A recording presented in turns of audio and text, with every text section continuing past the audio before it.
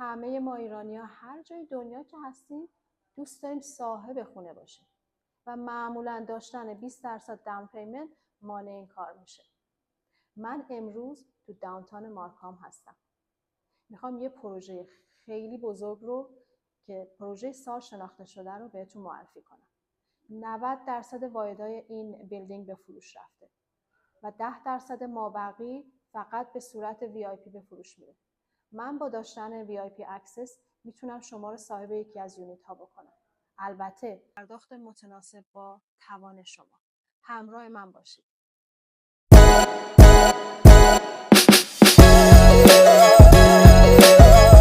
این پروژه از 3 تاور تشکیل شده و تنها چند تا یونیت از هر کدوم اویلیبل هست. این پروژه نه تنها به خاطر کیفیت ساختش بلکه به خاطر اکسسی که داره به عنوان برترین بیلدینگ شناخته شده.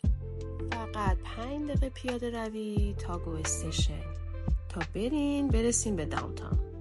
یورک یونیورسیتی هم که همسایه بغلی شماست و ایدئال برای کسایی که بچه‌های دانشگاهی دارن یا میخوان یه اینکام خیلی عالی از استودنت‌های دانشگاه داشته باشن.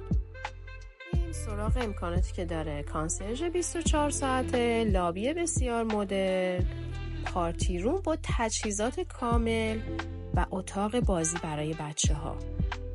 اگر مهمانم داشتیم میتونیم براش یه سویت خصوصی در نظر بگیریم.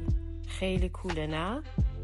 روفتاپ بالکنی با اکویپمنت های بسیار مدرن میتونه تابستون برای شما دلانگیزتر کنه. یه سقف سرپوشیده با کلی پنجره که میتونه نور خورشید رو هدایت کنه به داخل سالن و زمستونا رو برای شما دلپذیر کنه. این جیم هم که میبینید قرار کلی اکویپمنت های درجه 1 داخلش بذارن.